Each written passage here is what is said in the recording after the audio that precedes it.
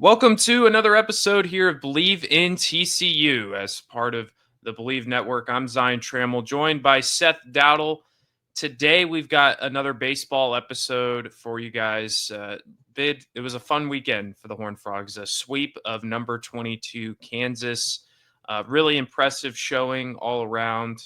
Between that and golf, it was a fun weekend of watching some sports and. Yeah, how was it for you, Seth? It was great. It was fantastic to watch. A lot of sports are a lot better when the emotions are positive, and that was what kind of this weekend was, uh, for the most part, for my rooting interest. So yeah, very very cool. Uh, Getting to watch the Masters and some TCU ball as well, Yeah. which is what we're here to talk about. We're here to talk about a sweep of number 22 Kansas, which these last 3.5, 4 weeks of TCU baseball, very very good. Outside of a midweek loss to UT Arlington, which kind of came out of nowhere. We're like, how did that get sandwiched in between two Big 12 sweeps? Listen. The Mavericks, not the Dallas Mavericks, the UT Arlington Mavericks, very sneaky. They sneak up on you.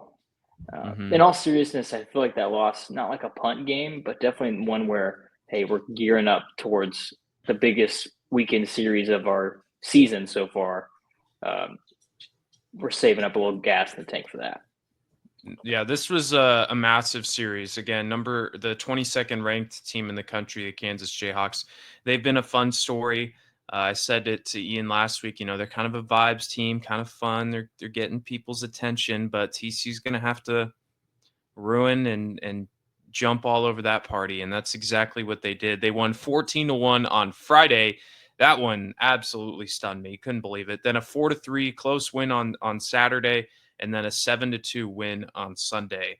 So, kind of just off the bat, outside of Saturday's game, the offense was absolutely tremendous for the Horned Frogs, and with Saturday's game, it was more of just doing enough. They only had 4 hits on 4 runs, but they did just enough. But I think what makes this team so much fun is it really isn't just like one or two guys that produce, every single game. It feels like it's somebody new a lot of the time. Obviously Sawyer Stroh is going to be, he's our best hitter, so he's going to be producing pretty consistently. He had a 4-for-5 game on Friday with 3 RBIs. It just continues to blow me away. Then on Saturday, okay, Carson Bowen, he comes up with a big 2 RBI base hit to help TCU win that game. And then on Sunday, Stroh had a couple hits, but Cole Kramer was big as well. And so, Chase Brunson had a 2-run homer. So it just feels like every single game, it's somebody new that's helping produce for this offense, and that's what makes it so much fun. Yeah, we're not a one trick pony by any means, in the lineup for sure, and that's uh, what makes this season a little bit different than last year. Um, where last year it was very much either the whole team's on or everyone's off, and Yeah. this year, sure, maybe some guy will be off for a week and a half stretch, but the other eight are going to be able to pick them up and buoy the lineup in the meantime. And Fortunately for TCU, that hasn't happened all that often. This entire offense, including like two or three bench bats, have been extremely productive all year long. And it's just a much deeper offensive group that allows some leeway for the pitching staff. Luckily, that has not been needed for a little while here because the pitching staff has also been really, really excellent. Uh, but yeah, it's really good to see. You mentioned a couple of those guys. Obviously, Sawyer Strasnyder is the big guy here. A midseason freshman All-American, according to Baseball America, and I think very high on all of D1 baseball's freshman lists. I mean, he's hitting 400 right now, and he had that big 4-for-5 game on Saturday, uh, where he had another triple. Uh, he's just so fun to watch. And what's crazy is that he was one of the guys, I don't want to say we picked on him, but we highlighted that he was struggling at the bottom of the lineup for the first like 2 or 3 weeks of the season. And that seemed to just change overnight. And all of a sudden now he's a guy when he's up, I'm like, this is this. I'm confident that this ball is going to either uh, find some grass or it's going over the fence. Seriously, it's such a confident presence up at the plate with Stroh Snyder. Jack Bell also had a good weekend as well. I think he had a 3-hit game. I believe it was on Sunday. I want to Yeah, one say on Saturday or on Friday, or and Friday. Yes, Friday, Friday. Yeah. and Um, he drove in 2 runs on Sunday as well. yeah. He hit a he had a double as well. Yeah, Jack Bell is definitely he's kind of an underrated piece lately. Uh, that batting average of his has been slowly climbing up. It was below the Hmm. Mendoza line for a very very long time. Just right above it now at 213. But yeah, he's been slowly like becoming a much bigger contributing piece for this TCU Horned Frogs offense. And yeah, he's one of the guys though that like I when he's like not hitting, he still finds ways to either drive in runs or get on base, like and get and be productive. He's not like a uh, log jam of the offense. He's able to still keep the train moving even when he's not maybe getting hits. It's it's good to see from him as well, and then of course Chase Brunson. I believe he's reached base in all the games this season, or at least most of them. Just kind of good to see not him not running into that that sophomore slump, I guess you could say. But it's been fun. This offense is really deep. There's a lot of a lot of different guys that they can go to. Kirk is using you know these guys pretty well, and it feels like you're starting to figure out where these guys can belong in the lineup and how they can each contribute. Um, you know, good a pretty good blend of youth and then some a little bit more veteran experience as well. But it's been fun. I don't. I mean, I'm not sure what else to say. It's just this offense is clicking and kind of moving over to the pitching staff. It's been just as impressive. Uh, Tommy Laporte, man, we're talking about him every week now with his perform. I mean, it just seems like every single week he's turning in a wonderful performance. On Friday, he went 7 innings, 3 hits, 1 earned run with 11 strikeouts. He has become the dog in this pitching staff, and boy, is he turning into something special. Yeah, I mean last week he had that almost no hit bid against BYU, and then to turn in this one in a big spot. First game of a massive series, and he set the tone for sure. Obviously, he had a lot of help from an offense that scored a lot of runs that made it a bit more comfortable. He could be a bit more aggressive with his pitches because he had that leeway room, but he made him count. And he continues to just be the guy at the top of this rotation that sets the tone. Uh, and we'll get into this a little bit. This is the most confident I've been in a TCU pitching staff, top to bottom, at least for the starters, in a while. And that's saying a lot, given that Ben Abelt isn't even here right now. I feel like the job that Kirk and the all the coaches have done with his pitching group has been phenomenal this season. It was a little up and down to begin the season, uh, but I feel like they're hitting their stride, particularly Laporte. Braden Sloan obviously has continued to have a really good year. I really like what I've seen from Caven Parker, even though he's still kind of feel like coming into his own a bit, especially coming back from the injury. But I still like what I've seen from him, and I like what I'm seeing from all the relievers. Cade Udy, Cone Feezer had good outings this weekend. All in all, TCU only used, I think they only used 7 pitchers total this weekend. Or sorry, eight pitchers. That's Yeah, crazy. 8. That's wild. Yeah, Um, I really loved how they handled it, how Kirk they handled it this weekend with Laporte getting the start on Friday, and then Saturday using 3 guys. You had Cole Klecker, I think he threw 2 innings, and then Braden Sloan came in, and then Cade Udy, man, a two inning save pretty much. I think just a shutout baseball in a really tight game. Did a tremendous job, got out of some jams. He really helped anchor that win on Saturday for the Horned Frogs. So loved what they did on Saturday, and then Cademan Parker on Sunday. So they figured it out, I think, for the most part, which is important. They kind of know what they want to do, and I think they have enough depth to be able to, get through most weekends feeling strong about the guys you're throwing out there, and then not to mention as well Mason Brassfield, who also did a good job. Talk about, like, I just want to focus on Mason real fast. Bounce back for him from that really bad start that he had. When was that? Was that against Arizona State? Yeah, really bad outing against Arizona State several weeks ago. And since then, he's only allowed one earned run.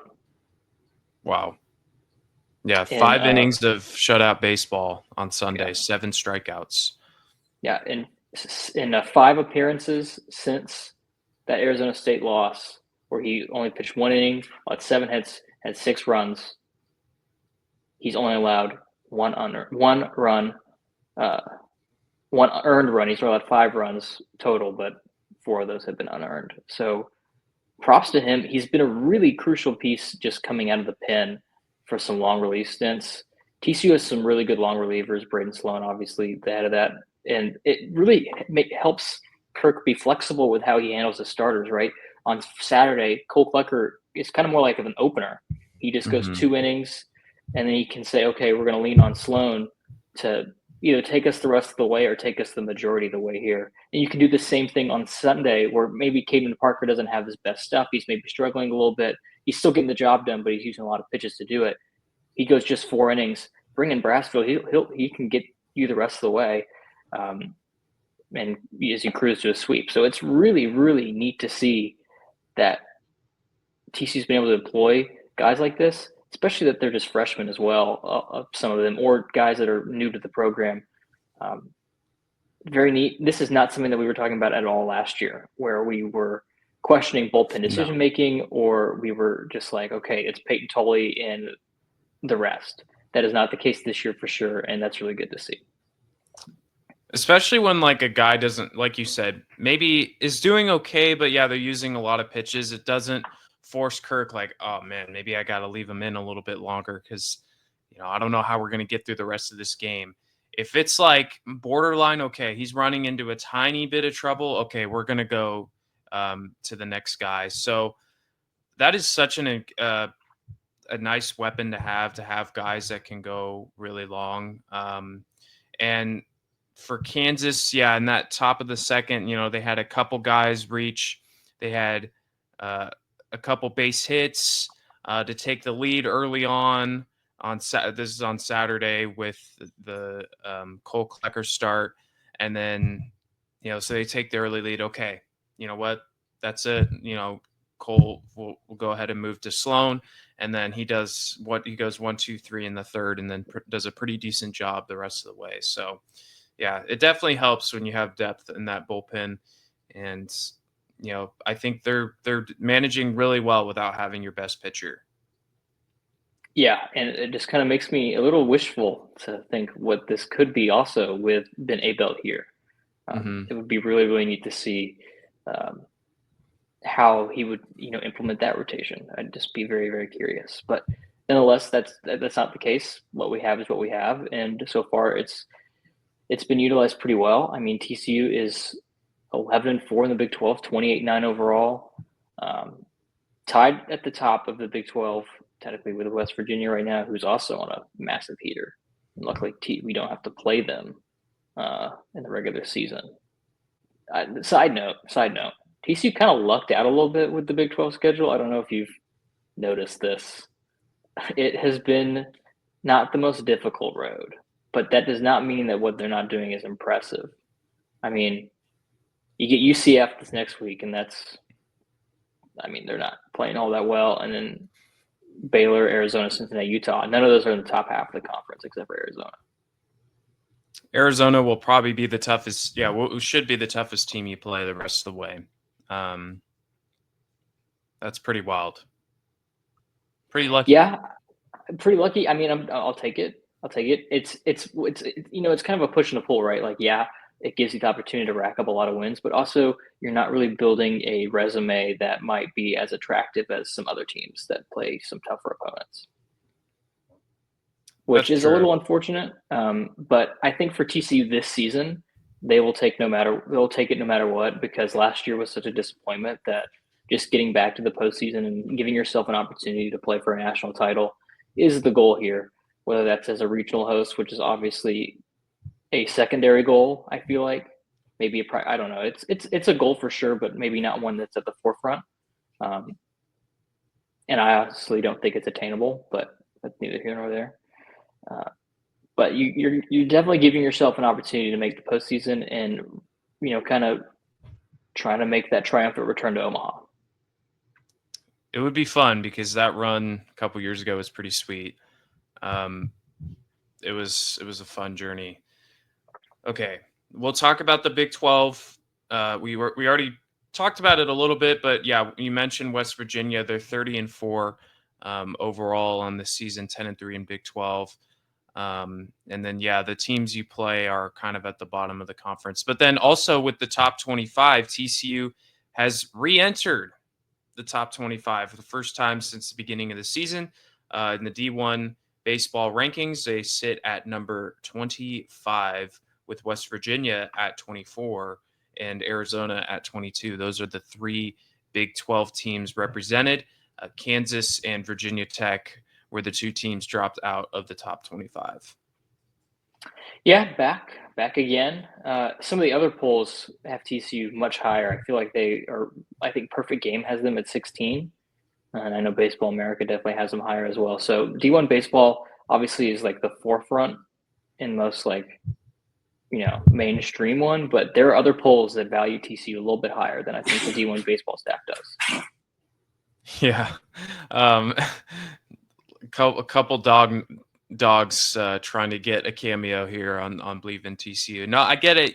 Trying to get the fame. It makes sense. I'm just kidding. Yeah, but it is good to see TCU back in there, and yeah, I think there are some sites that kind of value TCU's ranking a little bit higher. Um, I don't. I wouldn't be able to tell you where they stack up against other teams. They have Southern Miss at 23, and obviously TCU lost that series. Um, and when you were mentioning, trying to boost, you know, their RPI and just the matchups that they've had this season, the Big 12 schedule is a little bit lighter.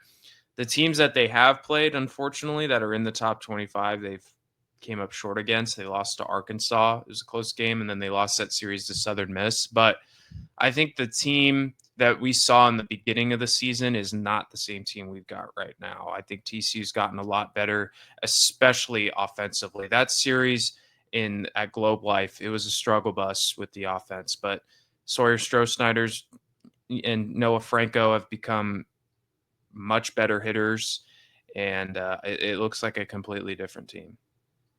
Yeah, I think if you replay that weekend, event at Globe Life, TCU probably wins 2 out of 3 instead of winning just one of them.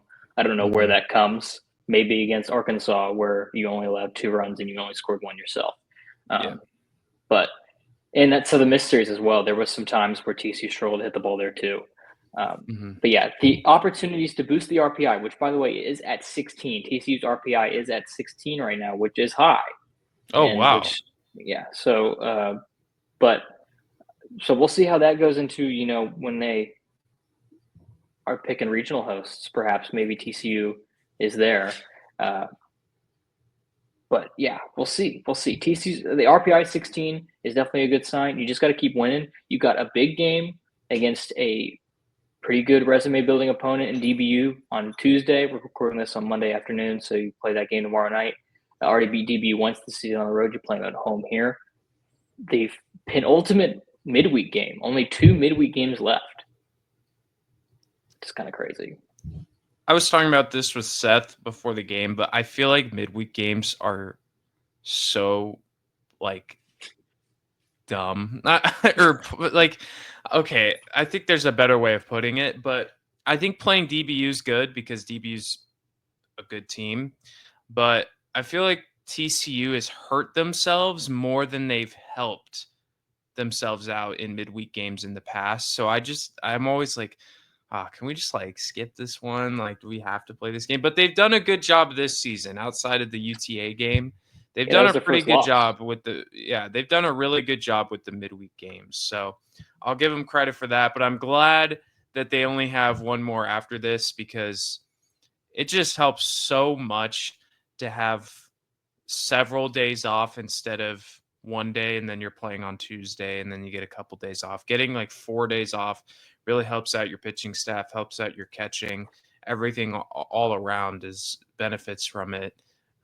But Yeah, it's kind of last my year was a rant massive on midweek last year was a games. massive struggle bus, and the year before that, a massive struggle bus for midweek games, where just a midweek loss to Tarleton that followed a like a really good series against like Tech or something like that, and you're like, oh my gosh, like what are we doing? Um, but yeah, we haven't had to deal with that this year.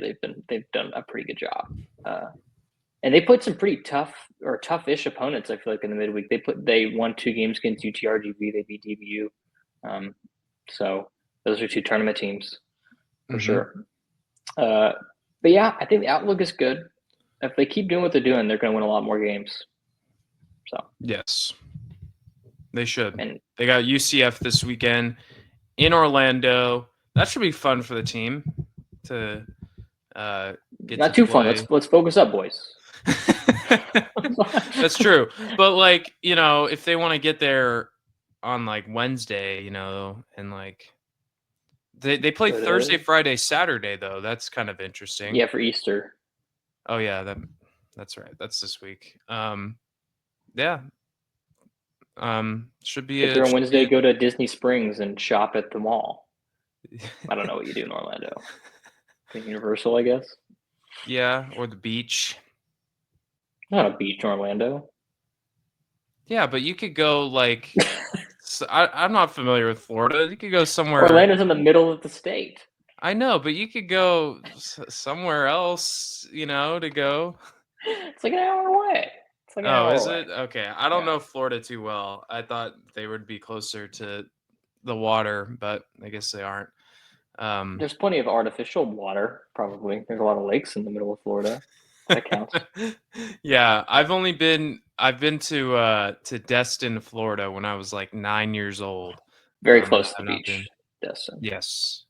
That I did go to the beach there. But anyways, yeah, they'll have a 3-game series with UCF.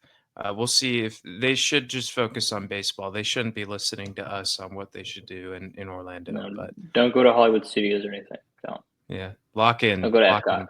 Lock in, boys. Lock in. Got to keep Strossnider away from the the Animal Kingdom. Gotta he's gonna go out there, go to the Rainforest Cafe. I don't know. I'm talking about. Just don't Yeah, go to. gotta keep Stroh Snyder away from Disney World. Because he's He's a gotta. dog. He's a dog. He's gonna want to go to Animal Kingdom. He can't work on his swing there. All right, this has gone off the rails here, but yes, big week, DBU, then UCF. Feeling good about hopefully a sweep against UCF. Obviously, that's not entirely easy, but they do come in at 19-16 overall, and then 4-11 in Big 12 play. So you'd feel good about at least winning 2 out of 3, and then just keep the good vibes rolling, and hope for some consistency for the rest of the season, because I think this team's got a lot of potential to make a run if they're given the right seeding in postseason play. Yeah, for sure. Definitely a lot of runway here for this team to improve, I think, as well. I think there's some aspects here that you get a little better on the margins, and you're going to keep winning some games. And yeah, I'm excited to see how this goes. Got to start with DBU tomorrow, though, and keep that train moving.